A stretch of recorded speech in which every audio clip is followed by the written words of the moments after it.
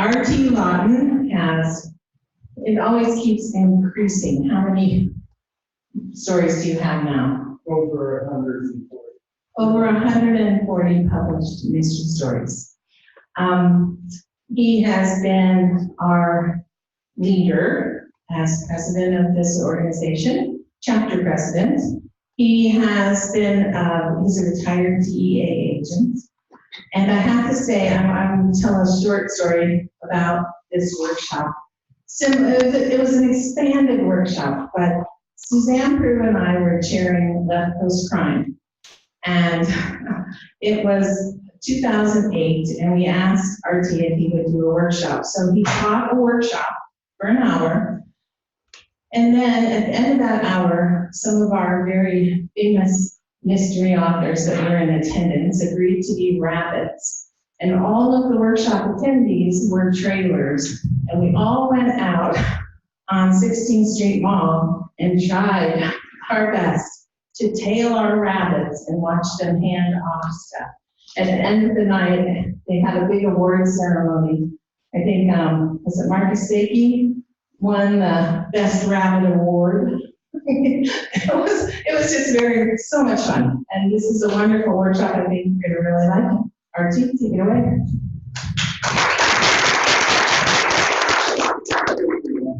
It's up to you.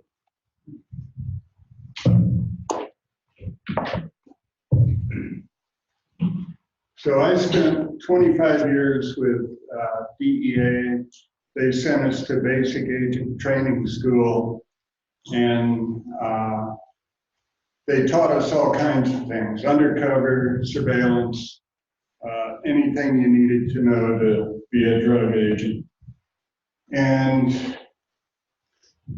when I was working the motorcycle gangs, I was reading Easy Rider magazine for background material, and I read a story in there, and it was really bad, and I said, I can do better than that. So I wrote a story, I sent it to Easy Rider, and they bought it.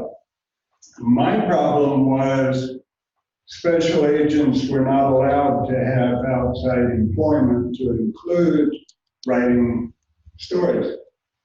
And I asked for permission twice, and they bumped me twice, said no. But they had sent me to this nice training school where they taught us how to be somebody else and how to tell stories, more or less, to various people. So the story in Easy Rider was published under a byline. And that one, Pockets, was my street name with the gangs. The check came in another name, which I had an undercover driver's license for. And my wife was president or a vice president of the Federal Credit Union, and she could cash the checks for me when they came in. And the training they gave me on undercover must have been really good, because DEA never caught me. So I sold 2 to Easy Rider and 1 to Outlaw Biker, and that was my start in published stories. What Chris was talking about on the surveillance workshop, it was a 4-hour deal. The first hour, I trained the rabbits, and like she said, they were published authors that were known. And I gave them instructions as to what they could do, what they couldn't do. They got maps of the area they had to stay in. And I gave them a time schedule, each one. I think we had 6 or 8 surveillance groups, so we had that many rabbits. And every 15 minutes, the rabbit had to be at a certain landmark because I needed to know where they were going to be. The second hour was the lecture of roughly what you guys are going to get on how to do surveillance and some of the things that go wrong. The third hour, the teams went out and there were roughly 6 people in each team, And they had a photograph of their rabbit. They had instructions of where that rabbit would be, what landmark or street intersection. They had a description of their rabbit. Rabbit had to be wearing the clothes that was in the photograph that I gave the teams. And they had my cell phone number in case they lost their rabbit. I could tell them where that rabbit would be at 15-minute intervals. And at the 4th hour was when we did the debrief. Each rabbit would stand up and talk about what they'd seen, what had happened to them, followed by the team leader of the team that was surveilling that rabbit, and they would tell some of the problems they had, what they saw, what they missed. And there were a lot of things that happened. I did 5 of these. The first one was for the chapter, and that was well over 10 years ago. Then I did 2 for the Pikes Peak Writers Conference down in Colorado Springs. We did those in the Chapel Hills Mall, because we needed a confined area. The next one was Left Coast Crime in Denver that Chris mentioned, and we did it on the 16th Street Mall. And the 5th one was VoucherCon in Long Beach, California. Now, you can tell people what they can do and what they can't do, to include the rabbits, but we had one rabbit that's highly intelligent. She's a member of this chapter, and I could tell when I was giving the instructions to the rabbits that she was going to do her own thing. And one of the things that I taught the rabbits was each 15 minutes, you gradually make it a little harder for the people. I mean, don't lose them right away, but make it a little harder for them each time. And I said, you can go someplace and change clothes, but be careful where you do it, you know, there's storage security, etc. So, twist. Yeah. In about the 3rd quarter, goes into a clothing store and changes clothes behind a clothing rack, and she's on a security camera. So the security guards came out and tagged her, but somehow she can talk her way out of anything, and she did. I don't know what she told them, but she talked her way out of it. Prior to that, and I didn't know this, or I'd have spent more time with her, she was researching a novel, and her character was going to climb up the outside wall of an apartment building. And so she wanted to make it real, and she did this at night. And when she came back down, there were 2 uniform cops waiting for her.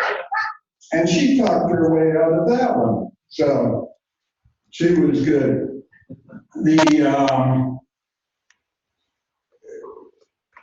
When it came to the actual surveillance, I was amazed how good civilians can be at surveillance. In the Chapel Hills Mall, one of the rabbits went into the ladies' restroom, changed clothes, came back out, walked past the surveillance team, and only one person picked up on her, and it was a female, and she noticed the shoes. And now, guys aren't going to notice that, but this lady did, and got her team going again. That's how good some people are. In the debrief, that's when most of the laughs were, because people would talk about, well, like the Long Beach one for VoucherCon, teens ran into drug dealers on the corner. They ran into prostitutes. one lady, the team leader, told the story about following her rabbit, and the rabbit's on the other side of the street, and the rabbit's looking around, so the team leader decided she was going to hide, and she ducked down behind a mailbox.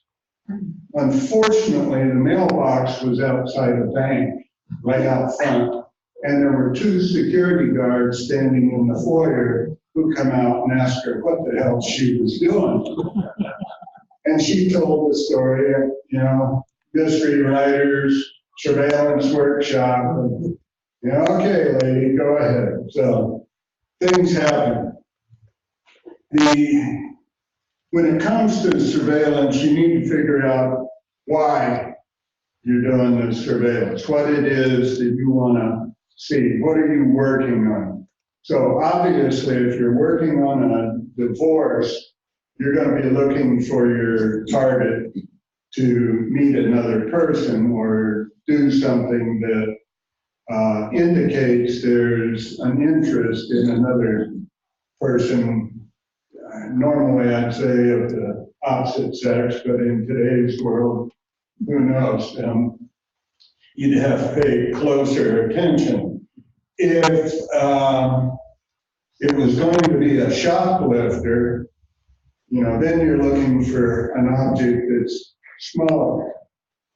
And I have observed shoplifters before in food stores, and some of them are really funny because they'll lean over the counter and take something, put it in their coat, go down the aisle, and say, well, I want something else. Take it out, put it down, and get something else. People are funny, you just gotta watch them. If you're involved in a spy situation, it could be something very small. Some type of, well, these days it wouldn't be microfilm, it would be a thumb drive. And it might be a hand pass, which is really difficult to catch. People walking the opposite direction on the same street and the hands go out and zip is exchanged. You have to be close to really see that. Could be a dead drop. If you're following somebody and they go into a church and they get down and kneel, when they leave, you better have somebody check out that area, see if there's a special box there that something got left in. They might pick something up, they might leave something. But for DEA and surveillance, they did it to testify about the evidence that a buy was made from a certain person. They did it for the protection of the undercover agent. And when usually the buying agent would go into the house with or without an informant, surveillance sets up outside. I got kind of daring in Kansas City, and since I was working with motorcycle gangs anyway, I made up some sets of colors, and myself and 4 other guys made our own motorcycle gang. So when I went in a house to make a buy, I took my surveillance in with me. And we were all sitting there when the deal went down, which was also good protection.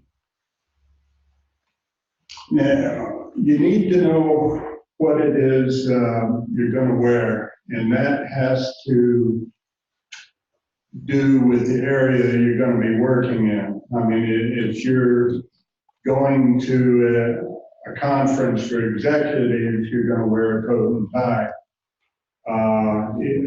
If you're in a blue collar area, you're better off if you dress like one of them. What you want to do is you want to be invisible. You want to disappear.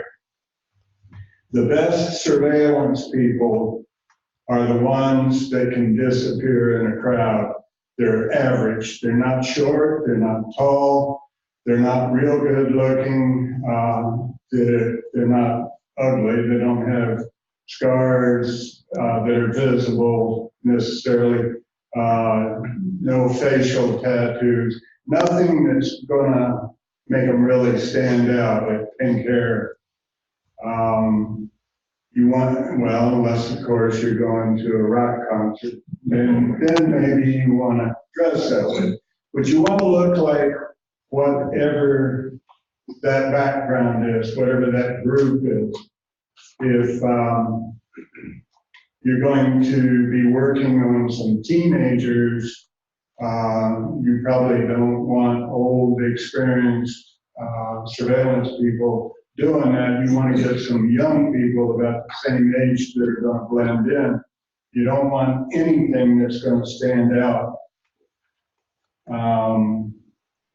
And always have a story ready for why you are there.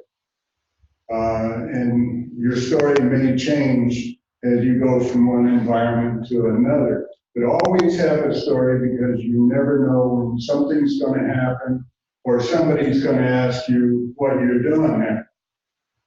My first year on the job, Kansas City, Kansas, I'm at the Safeway store, and I'm doing surveillance. We got 2 agents that are going to make a third buy from some burglars that sell methamphetamine and amphetamines.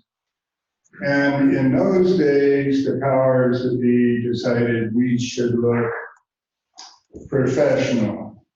We should wear suits and ties, even if we're working that way. The only time we were allowed to wear street clothes was if we were the ones going undercover. So I'm standing in the Safeway store in a suit and tie with my gun out of sight, and I'm up in the cart section where I've got a good view outside the windows. The 2 agents drove up in the government car. They met the 2 burglars that were going to sell them drugs. Problem was, this time the burglars didn't have any drugs, but they still wanted the money. So they drew guns, and they separated the 2 agents. Took Randy towards their car, took Terry towards the government car. When they got to the government car, Terry opened the door on the driver's side, and the guy told him, "No, slide over, I'll drive." Terry sat down, slid over. The bad guy, Lefty, sat down, shut the door. Terry drew his .38 revolver, shot the guy from a foot away, went through Lefty's arm, collapsed one lung. Lefty was high on meth. He opened the door, jumped out, slammed the door, put 2 rounds through the window. Fortunately, Terry had bent over to go out the same door, and they went over his back. I'm inside the store. Now, earlier, the manager of that Safeway store had come up to me because I was standing around for too long, and he said, "Can I help you?" And I said, "No," I said, "I'm waiting for my wife. She's late. We're going to buy some groceries." I played the man card. I said, "You know how women are." And he, yeah. So he walked off. Okay, now I got Lefty and Terry running through the parking lot, shooting at each other. All the other agents are coming in from their positions to close off Lefty. I step on the electric door pad, it opens up. I step out, I pop around at him. Lefty keeps going. He gets between 2 cars right in front of the store windows. And he and my partner are popping up like Jack in the Box, blowing holes through the car. And until Lefty ran out of ammo and they wrestled him down. At this point, I looked over where Randy was, and Randy had drawn his gun, and it jammed. And that crook's gun jammed. So the crook took off running. So I decided to go help Randy out.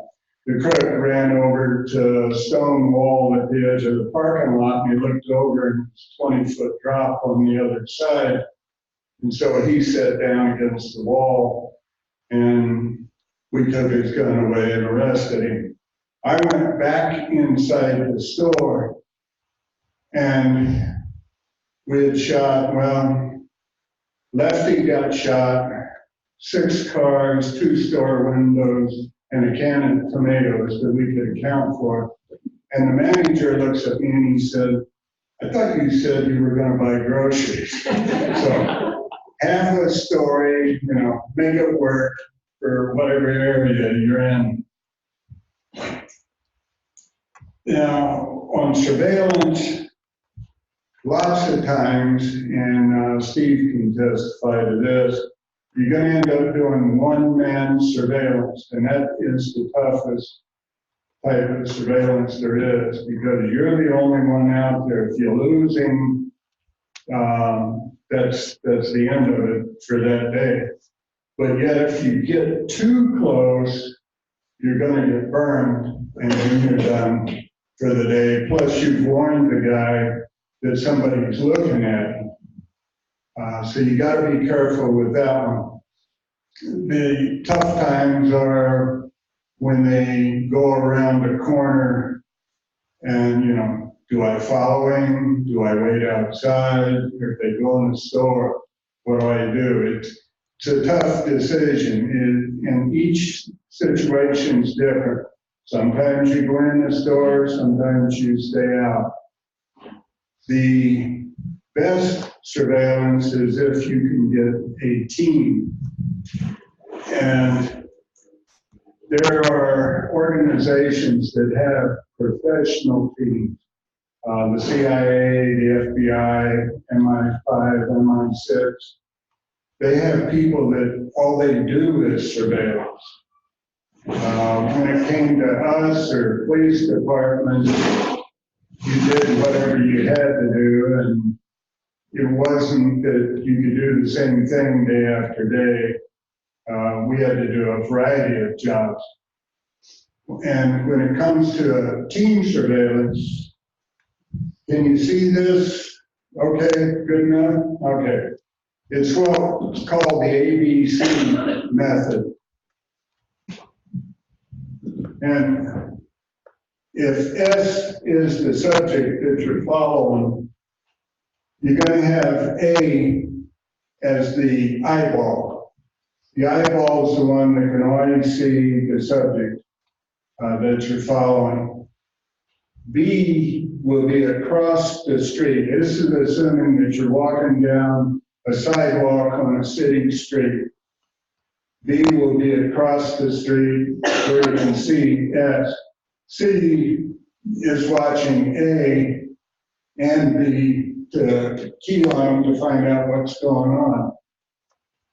D is behind B and can see A. May or may not be able to see the subject. If there's a lot of people on the street, you get closer together. If there's not many people on the street, you spread out.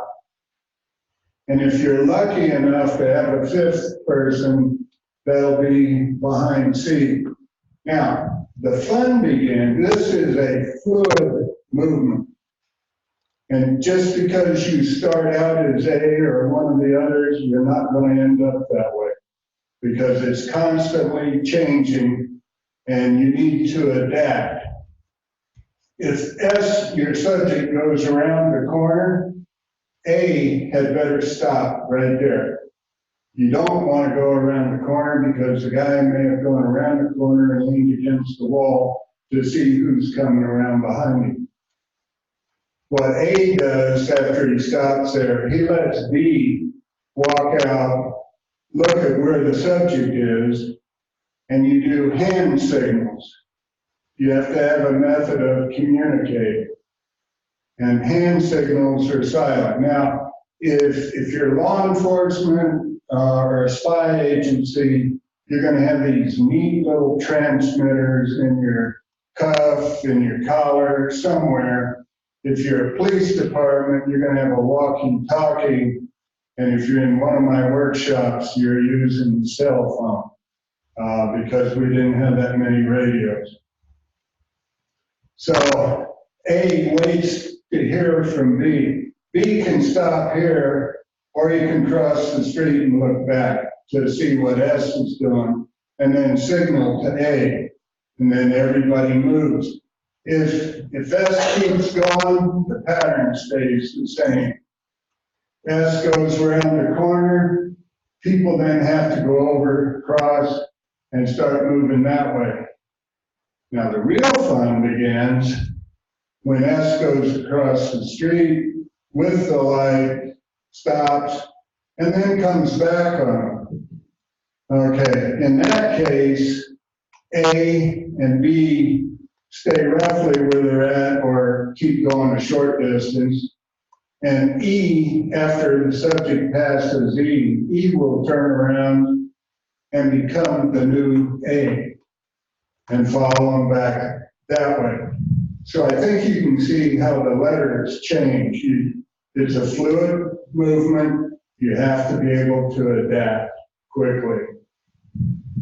Any questions on this before we move on? Yes. So do all of those folks know that that's their designation on an A or on a B? Can you repeat the question or give him the mic when he asks it? Sorry.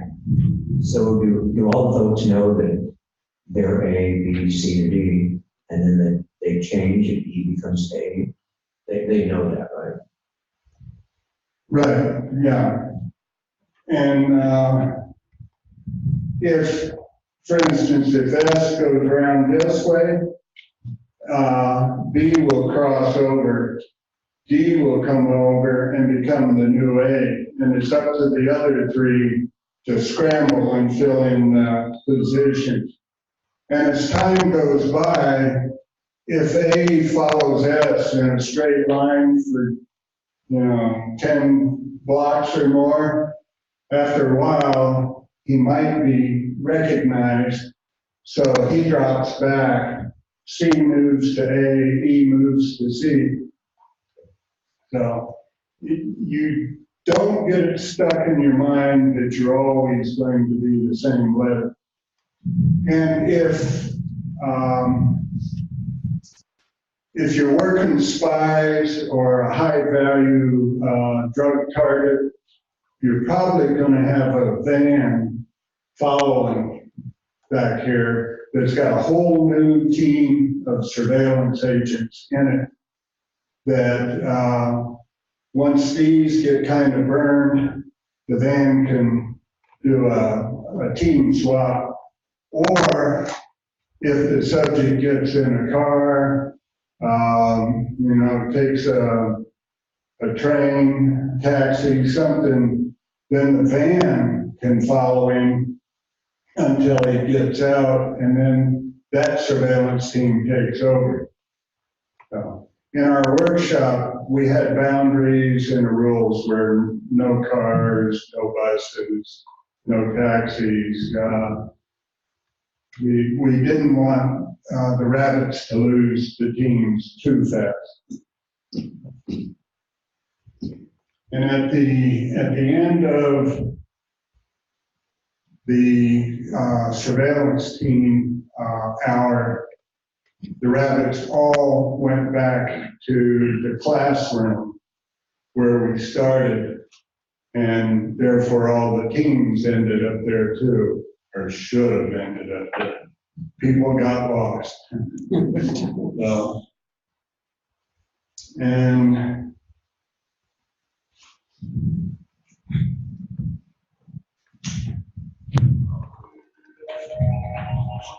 I made some cheat sheets, so I'll let you pass these along. It's some notes of what I've already talked about, but then it's also going to be how do they detect surveillance? Stuff, if you're following somebody, this is what you want to look for. Or if you think you're being surveilled, this is all stuff you can do to find out if you are, or to try to get rid of it. Stopping abruptly and looking to the rear. As people get moving, they get in a rhythm. And if you're the subject, or if your subject stops abruptly and starts looking around, it may be legit. You may be lost and looking for a certain spot, but you better have a little paranoia just in case it's more than that. He may be looking to see who's behind you. And that would be casually looking around for no obvious reason. Or suddenly reversing his course. Like I mentioned, crossing the street and then real quick crossing back. And when they do that, they'll be looking to see what the people behind them do. Do people suddenly start looking in the windows like they're window shopping? Do they duck into doorways? Do they look embarrassed that they got caught moving and the rabbits turned around on them or the targets turned around? And a good one is the corner that I mentioned. They'll go, if they're looking for surveillance, they'll go around the corner and they'll stop, lean against the wall, and see who comes around after them. And if they see that person too many times, they'll know something's wrong. And like they do in the spy movies, they look at reflections in the windows. If the light is right and the angle's right, it's like looking into a mirror and seeing, what's moving your direction or paying attention to you, even though your back's turned.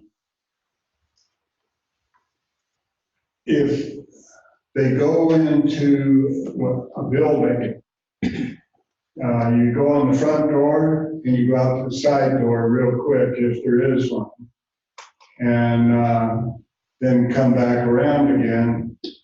Anything, if you think you're being followed, anything to break up the rhythm, the pattern, the group, make them lose a few people, plus see who's paying attention to you. You can walk real slow and then all of a sudden speed up, turn and look. Or do the reverse, walk real fast, stop, walk real slow, and see who's still moving fast that has no place to go. And the real pros will set up counter surveillance. They will walk through an area where they have some of their own people posted. And their counter surveillance will see who's paying attention to you or the subject. And this is, spies run into that a lot. And even some of the drug agents. The problem here is when surveillance quits following the subject, counter surveillance may follow the surveillance team back to the office or the home or wherever to identify them and find out who they are. And one of my favorites is go around the block 3-4 times. Had a lady that worked for my wife in Federal Credit Union, and her husband was in the Air Force and he was being arrested for and tried for abusing their 2 daughters. And she said to me, she said, "I think I'm being followed." And she was, as it turned out. I told her, I said, go around the same block 3 times and write down the license plate of any car that's behind you. And she did, and when she went out to the post, the Air Force Base, when she went through the gate, she gave the license plate number to the guards there, and they stopped the next car, which was him, and it was a private investigator that the husband had hired to try to find any dirt on his wife, such as having an affair, which she wasn't, that he could use against her in court. And so they stopped him, turned him away, and let her know exactly who he was. And of course, the husband ended up in Leavenworth. It's a trick that works. RT? Yes. Is there a way that A, B, C, D, E communicate, like the hand signals? Are they set for certain, like, does the DEA teach everybody the same hand signals, or do you work that out with your group? You work it out with your group, whatever works and whatever's worked in the past, you know.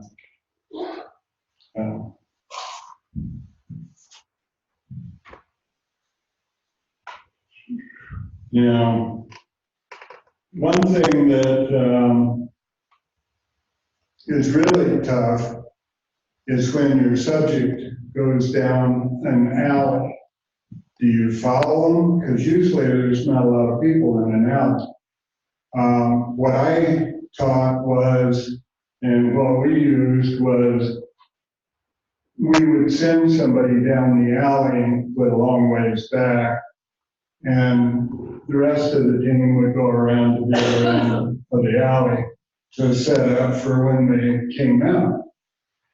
So it was the very first surveillance workshop we did, and I don't remember where it was now. And the lady in the debriefing, the team leader, she's talking, she says, yeah, the rabbit went down an alley, I followed it. The rabbit got to the far end, it turned around, and it was coming back. So I ducked into a doorway, and I took the phone, and I punched in some numbers, and she said, I said, he's coming back at me, I'm here by myself, get the rest of the team here, he's coming back. And the masculine voice on the other end of the phone said, lady, I don't know what you got going there, but it sure sounds exciting. She dialed the wrong number. So things happen. Which brings us to things go wrong. And invariably they do. The best thing that can go wrong is you lose the subject that you follow. The no harm, no foul. But if you lose them in a certain spot and he has a routine, you can do a leapfrog surveillance. And this is kind of how they caught up with Icon in Argentina. They could follow people so far, they lose them. Well, the next day they'd set up at the point where they lost them. They could see how they lost them. Maybe they changed buses. Maybe they met a friend who gave them a ride. And then they would follow them as far as they could until they lost them again. And then the next day they'd set up at that area. And then you just kind of leapfrogging your surveillance until you can follow them all the way. But like I say, things go wrong. Most of the things that I can talk about that would go wrong happened in DEA. We had what's called a bus signal. When we would do a buy bus, that meant that we would get the drugs, we'd give the money to the dealer, and then we'd arrest him. So we kept the drugs and we got the money back. We didn't let the money walk. We're in Kansas City. The bus signal that the undercover agent chose was he would take off his hat and scratch his head. He was meeting the bad guy in the parking lot, and the bad guy would be in the car.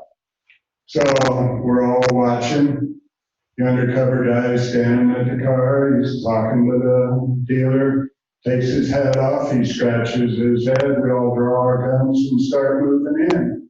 He suddenly realized what he'd done. It was just, a common gesture with him. He quickly put his hat back on, and over the top of the car, he's going like this. So 6 guys had to suddenly stop what they were doing in the middle of the parking lot, turn around, whistle, and walk away. Did you get the guy? Later, not then. A different day. Yeah, the guy didn't have a whip at the time. He was, he set it off for a couple of days, but he did deliver later, yeah. I'm across the river on the east side of the Missouri River from Kansas City. I'm in a bar. I've got an informant. We're going to meet a guy. The informant's going to introduce me, and I'm supposed to buy some drugs. So, sitting there, I got 2 surveillance guys sitting in the bar with me, at tables back against the wall. Sitting there, the dealer doesn't show. We had a couple of beers. I said, okay, I gotta go visit the men's room. So I get up, I leave the informant at the table.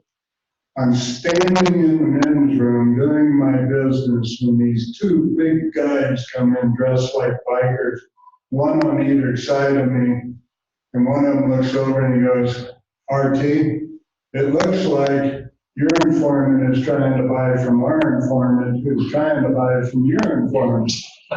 There was 2 ATF agents. So you gotta be adaptable when you're on surveillance, things go wrong.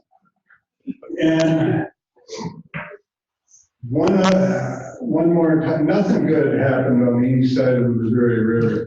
I'm over in Independence, Missouri, and I'm gonna buy 10,000 Qualos.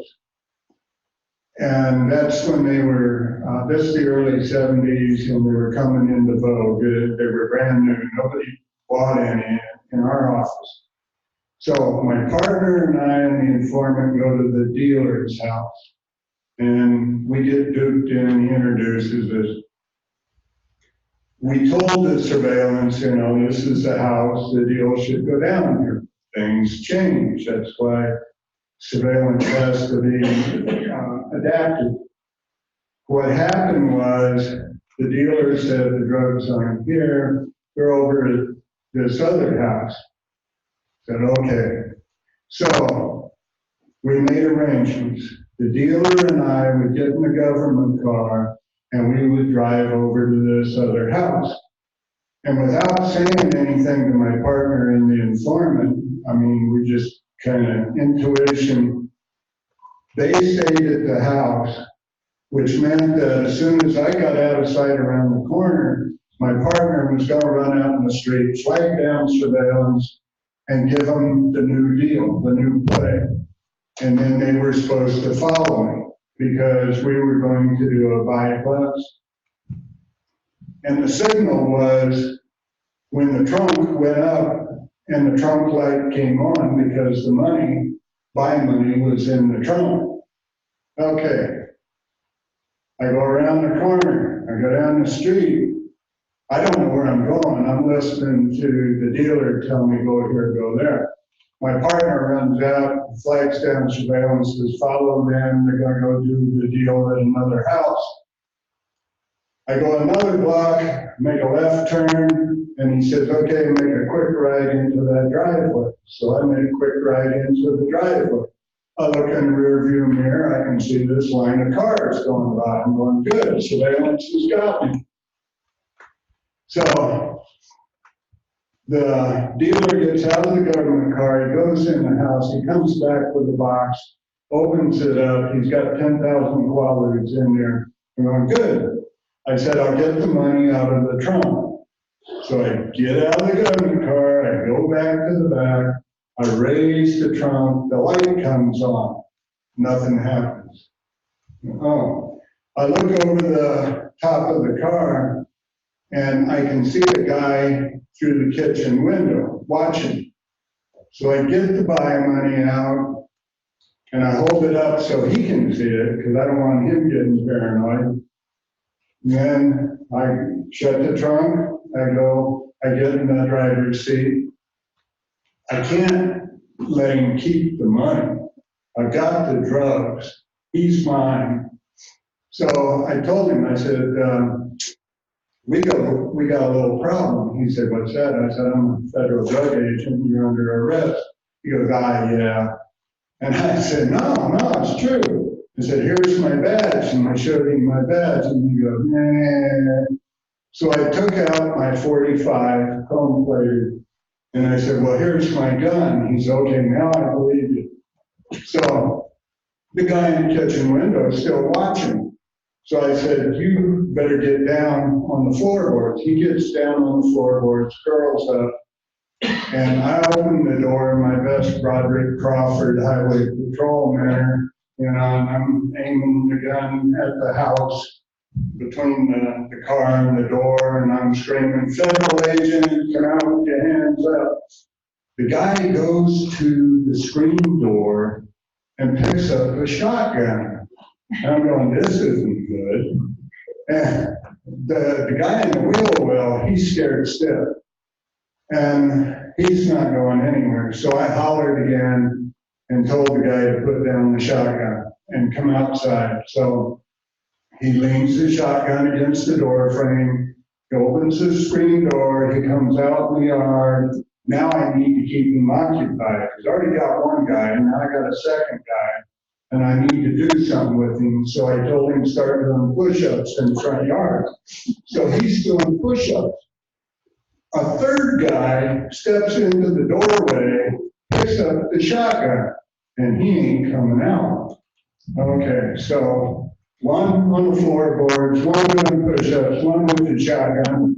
I look over the back of the guy doing push-ups, and the house next door, mom, dad, 2 kids had sat down for supper. They're now standing up at the sliding glass door with their faces pressed against it, watching this circus in the front yard. They've never seen a show like this. Thankfully, somebody called the Independence cops. Their dispatcher put it out on a broadcast, gun disturbance, and they gave the address. Fortunately, my surveillance group had a police scanner, and they heard the address, and somebody said, well, that's pretty close to where we lost him. So they turned around and came back, and the cavalry arrived just in time. Because I don't know how long I could have kept him there. But, things go bad, surveillance needs to adapt, whatever they're doing.